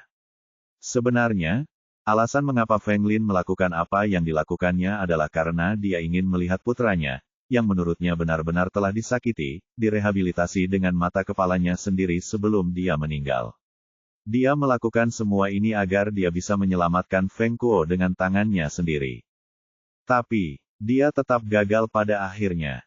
Kegagalannya bukan karena dia tertangkap oleh Zhao Yu, melainkan karena dia melupakan satu faktor yang paling penting, Lan Xuping mungkin bukan pembunuh sebenarnya dalam kasus Liu Jiao. Pada saat itu, Zhao Yu membuat kesimpulan lain tentang kasus tersebut. Ia berpikir, jika Lan Xuping benar-benar pembunuhnya, pada saat anaknya diculik, pertahanan mentalnya akan runtuh. Jadi, mustahil baginya untuk bertindak seperti itu. Ketua tim, Li Beini mengambil sepotong daging dan berkata, ketika saya pertama kali bergabung dalam interogasi, Feng Lin bersikeras bahwa dia adalah pembunuh yang membunuh Liu Jiao. Itu tidak mungkin, kata Zhang Jingfeng. Menurut catatan kasus, ketika Liu Jiao terbunuh, Guru Feng sedang syuting film di selatan. Ditambah lagi, dia menghadiri acara publik malam itu. Dia tidak hanya tampil di TV, bahkan stasiun radio juga menayangkan siaran langsung dengan kehadirannya. Tidak ada alibi yang lebih dapat diandalkan daripada itu. Ya, Li Beini cemberut. Dia hanya mengatakan itu untuk menanggung kesalahan Feng Kuo, tapi, itu tidak mungkin. Bro. Kemudian, Li Beini menjabat bahu Zhao Yu dan berkata, mengapa kita tidak membantu Guru Feng? Bab 479. Ayo, saudara-saudara, minum. Tepat setelah Li Beini berbicara, Mao Wei tiba-tiba mengangkat gelasnya dan memberitahu semua orang, kita memecahkan kasus ini dengan sangat baik, jadi sekarang kita harus bersulang. Ini adalah jamuan makan malam perayaan. Kepala Biro Luan akan membayar tagihannya untuk kita. Ya, para detektif polisi menunjukkan dukungan mereka secara verbal dan fisik, sambil mengangkat gelas mereka. Namun, semua orang masih memikirkan Feng Ling dan Feng Kuo dalam benak mereka, jadi itu tampak sedikit canggung. Sambil meletakkan gelas, Mao Wei berkata kepada Li Beini dengan tulus, Beini. Kau tahu bahwa jika kau ingin menyelidiki kasus pembunuhan apartemen, yang terjadi sekitar 10 tahun lalu, itu juga tidak semudah yang kita kira. Pertama-tama, hak penyelidikan kasus itu adalah milik cabang Moyang, dan kami tidak memiliki kewenangan itu. Kedua, jangan lupa bahwa hukuman telah dijatuhkan sesuai dengan kejahatannya, jadi itu bukan kasus yang sudah lama tidak terungkap. Mao Wei mengisi ulang birnya dan berkata, jadi, kamu perlu membalik panekuknya agar matang di kedua sisi. Coba pikirkan, jika kantor polisi lain datang ke kantor kami untuk menyelidiki kasus yang sudah ditutup dan dijatuhi hukuman, bagaimana reaksi kami? Orang yang ikut campur, Xiao Bai mengangkat alisnya dan menjawab. Lebih buruk dari itu. Mao Wei menggelengkan kepalanya dan berkata, tidakkah kamu merasa seolah-olah mereka mengambil pekerjaan mereka dari mereka? Mao Wei menjelaskannya dengan sederhana, langsung ke intinya. Jika sebelumnya, kita masih bisa melalui jalur yang tepat dan meminta atasan untuk menyelesaikannya dengan mengirimkan aplikasi. Ini karena ini terkait dengan pemenjaraan orang yang tidak bersalah. Para atasan mungkin telah menyetujui aplikasi tersebut dan meminta cabang Moyang untuk menyelidiki kembali kasus tersebut. Mao Wei melanjutkan, tetapi, jangan lupakan apa yang baru saja terjadi pada cabang Moyang. Jika Fu Jianxing tidak meninggal, berdasarkan kepribadiannya, dia mungkin telah membantu Feng Kuo untuk membatalkan putusan kasus sebelumnya. Namun sayangnya, Sherlock Holmes dari Moyang sudah tidak ada lagi. Kantor polisi mereka baru saja mengalami bencana. Jadi, saat ini, bagaimana mungkin para petinggi menyetujui permohonan tersebut? Cek, Zhang Jingfeng bergumam dan berkata, setelah mau mengatakan hal-hal ini, itu masuk akal. Jika kita mengirimkan lamaran, semua orang akan berpikir bahwa kita membanggakan diri sendiri dan bahwa kita bahkan memukul seseorang ketika mereka sedang terpuruk. Mereka akan berpikir bahwa kita sedang mengejek cabang moyang. Itu berarti bahwa kita telah menyinggung seluruh Liga Polisi Kinsan. Benar sekali, Mao Wei mendesah. Kami di cabang Rongyang baru saja memecahkan kasus penculikan, memberikan petunjuk kepada polisi provinsi sehingga mereka berhasil menangkap tahanan yang melarikan diri. Kami kini menjadi pusat perhatian, dan setiap kantor polisi lainnya iri. Ia melanjutkan, jika kami mengirimkan lamaran seperti itu, bukankah kami akan mengundang masalah? Kami tidak hanya akan menyinggung atasan dan rekan kerja kami, semua orang akan berpikir bahwa kami sangat sombong. Orang-orang yang iri hati ini mungkin akan membicarakan kami di belakang. Tidak, tepat saat Mao Wei selesai berbicara, Li Bei ini tiba-tiba berbicara. Ketua tim Miao, Zhang, beraninya kalian mengatakan bahwa kalian adalah senior di unit investigasi kasus utama. Kita adalah detektif polisi, bukankah seharusnya kita mencari kebenaran? Apa kau lupa, jika Feng Kuo benar-benar tidak bersalah, dia sudah mendekam di balik jeruji besi selama 10 tahun, Li Bei ini berbicara dengan emosional. Setelah kekacauan ini, dia mungkin tidak akan bisa keluar seumur hidupnya. Sekarang setelah kita tahu itu, mengapa kita tidak menyelidikinya? Mungkin, Feng Kuo tidak dituduh secara salah. Jawab Zhang Jingfeng. Guru Feng mengambil risiko yang sangat besar. Jika Feng Kuo tidak dituduh secara salah, apakah itu mungkin? Feng Kuo bertanya. Kenapa tidak? Kata Zhang Jingfeng. Meskipun Feng Ling adalah ibu Feng Kuo, dia tidak bisa 100% yakin bahwa Feng Kuo tidak bersalah. Bagaimana jika Feng Kuo menipu Feng Ling? Sebenarnya, bagaimana jika dia benar-benar pembunuhnya? Kurasa tidak. Liang Huan tiba-tiba membantah jawaban Zhang Jingfeng. Feng Kuo bukan anak kecil. Jika dia ingin kabur dari penjara, dia pasti sudah tahu rencana Feng Ling sebelumnya, dan pasti tahu bahwa dia akan menggunakan Putri Lan Suping untuk memaksa Lan Suping menyerahkan diri. Jika dia benar-benar pembunuhnya, dia seharusnya mengatakan yang sebenarnya kepada Feng Ling, bukan? Jangan lupa, dia hanya butuh 9 tahun lagi sampai dia bisa keluar dari penjara. Mengapa harus disiksa? Jadi, fakta bahwa Feng Kuo setuju dengan rencana ibunya menandakan bahwa dia tidak hanya dituduh salah, tetapi dia juga percaya bahwa Lan Suping adalah pembunuh sebenarnya. Liang, tapi sebenarnya Lan Suping tidak, kan? Zhang Jingfeng berdebat dengan Liang Huan. Jika dia memang begitu, dia pasti akan dihukum. Apakah itu?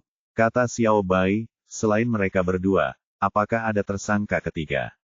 Kemungkinannya sangat kecil, kata Liu Suesan, pembunuhan perlu motif. Harta benda di tempat kejadian perkara tidak dijarah, dan korban tidak menunjukkan tanda-tanda kekerasan. Itu berarti ini bukan perampokan atau kasus pemerkosaan. Itu hanya menunjukkan bahwa dia dibunuh sebagai balas dendam. Benar, Da Fei menganalisis. Korban ditikam di dadanya beberapa kali. Ini berarti pembunuhnya cepat dan brutal, dan jelas bertindak berdasarkan emosi. Mungkin ada keterikatan emosional. Dari permukaan, tampaknya hanya Feng Kuo dan Lan Suping yang akan menjadi tersangka. Kebenaran perlu digali. Liang Huan berkata, mungkin, di balik kasus ini, ada sesuatu yang tidak diketahui. Seperti, almarhum pernah menyinggung orang lain. Ya, kata Xiao Bai, mungkin ada beberapa tersangka lainnya. Coba pikirkan, seorang pembunuh yang telah melarikan diri selama bertahun-tahun, tetapi masih mengawasi secara diam-diam. Memikirkannya saja membuatku merinding. Dan, kata Li Bei ini, guru Feng Ling sakit parah. Alasan mengapa dia mengambil risiko sebesar itu adalah untuk melihat ketidakadilan Feng Kuo terhapus. Bukankah kita, sebagai detektif polisi, bertanggung jawab dan berkewajiban untuk membantunya? Kekanak-kanakan, kata Zhang Jingfeng. Jangan lupa bahwa Feng Ling menggunakan seorang gadis kecil sebagai tanda. Kejahatan seperti itu tidak bisa dimaafkan begitu saja. Tidak, saat persidangan, Guru Feng berkata, Li Bei ini menjelaskan, dia berkata dia pasti tidak akan menyakiti Niu Niu. Hai, semuanya, bisakah kalian semua mendengarkanku? Mao Wei tiba-tiba berbicara dengan suara keras. Aku belum menyelesaikan apa yang ingin kukatakan sebelumnya. Ada satu hal lagi yang tidak kalian ketahui. Mendengar Mao Wei, para detektif polisi menghentikan perdebatan mereka dan menjadi tenang. Sebenarnya, ada alasan lain mengapa saya tidak setuju untuk membatalkan putusan untuk Feng Kuo, yang juga merupakan alasan yang paling penting. Mao Wei berkata dengan datar, jika kita menyelidiki ulang kasus tersebut, itu pasti akan menyinggung detektif polisi yang menangani kasus tersebut saat itu. Tahukah Anda siapa orangnya? Siapa? Semua orang bingung. Hehe, aku sendiri merasa sulit untuk mempercayainya. Kata Mao Wei. Kapten detektif polisi dari cabang Moyang yang bertanggung jawab atas kasus Feng Kuo adalah panglima tertinggi saat ini di Liga Polisi Kinsan, Kepala Biro Hong Jianrong. Wah, benarkah? Semua orang terkejut, dan tak kuasa menahan diri untuk menelan ludah mereka yang kering. Sekarang, tahukah kalian apa yang aku khawatirkan? Mao Wei menatap semua orang dengan berat hati. Di dunia ini, selalu ada beberapa orang yang tidak boleh kalian ganggu. Jika kita benar-benar membalikkan putusan dan menyelesaikan kasusnya sendiri, itu akan membuktikan bahwa atasan kita telah melakukan kesalahan, dan kita akan memengaruhi masa depannya dengan mengungkap kesalahan itu.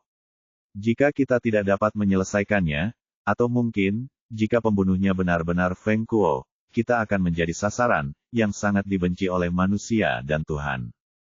Kemudian, suasana tiba-tiba menjadi sunyi senyap. Namun, keheningan itu hanya berlangsung selama beberapa detik, sebelum Zhao Yu tiba-tiba berdiri dari tempat duduknya, berbalik, dan pergi. Hei, bro, tanya Li Bei ini, mau kemana? Oh, tidak kemana-mana.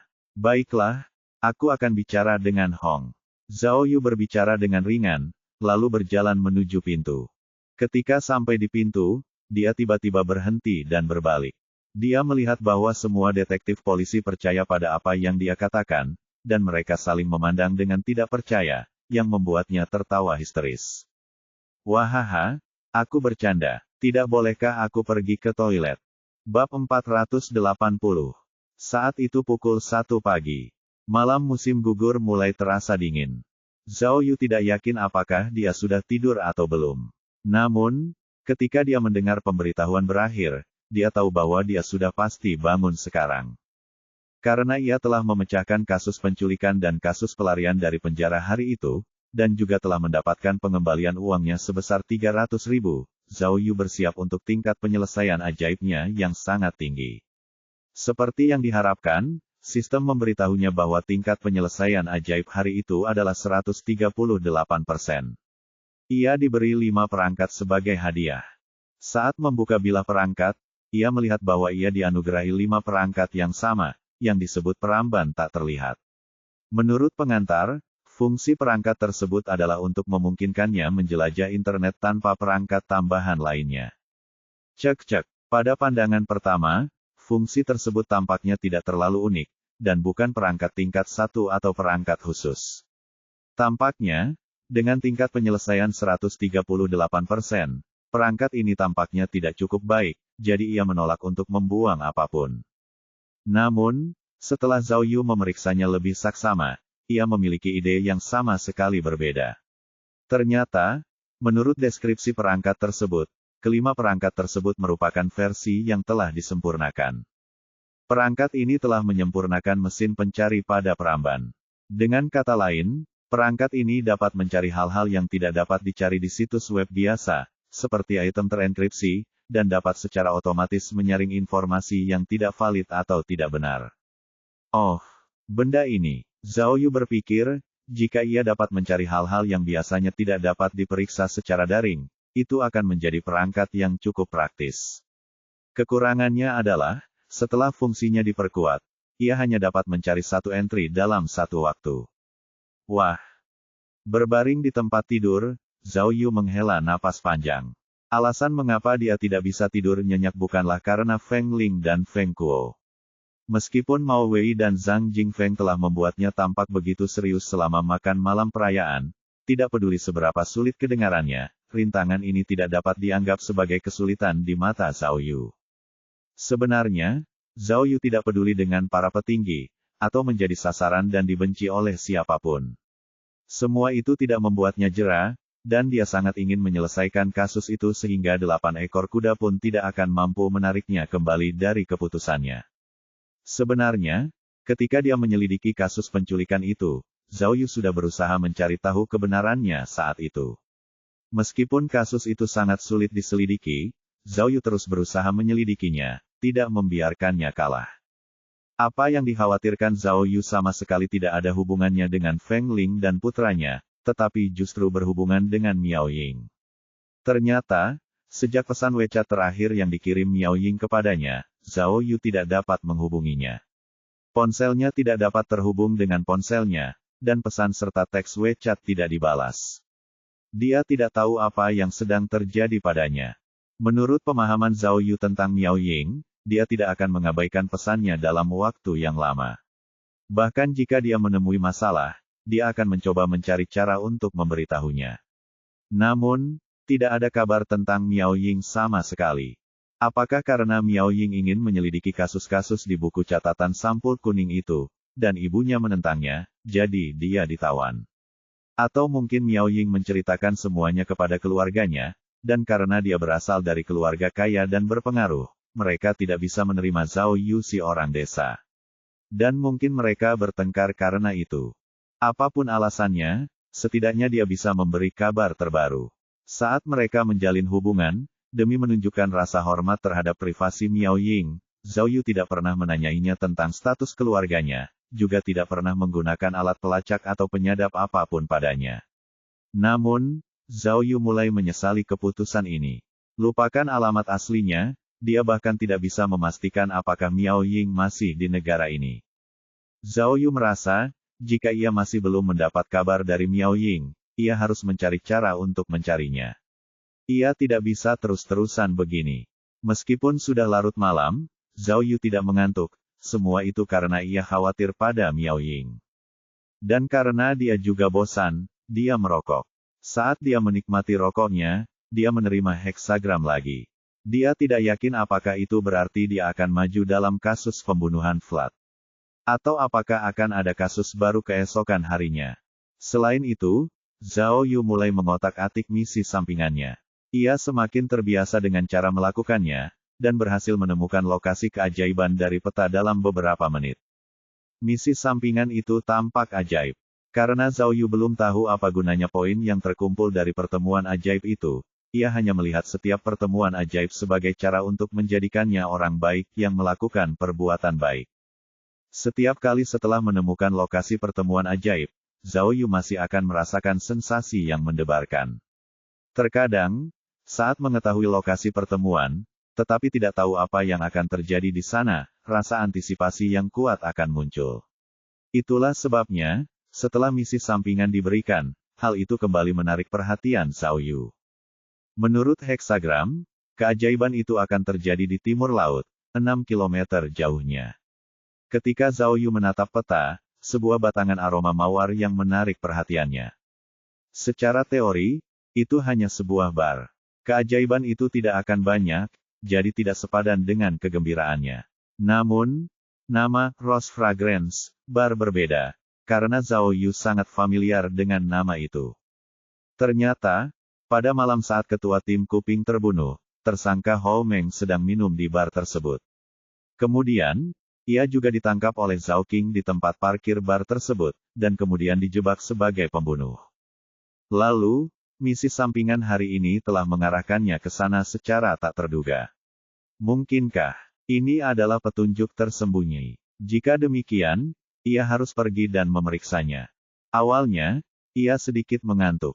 Ketika ia melihat keajaiban akan terjadi pada pukul 1.58, ia mengira itu akan terjadi pada malam berikutnya.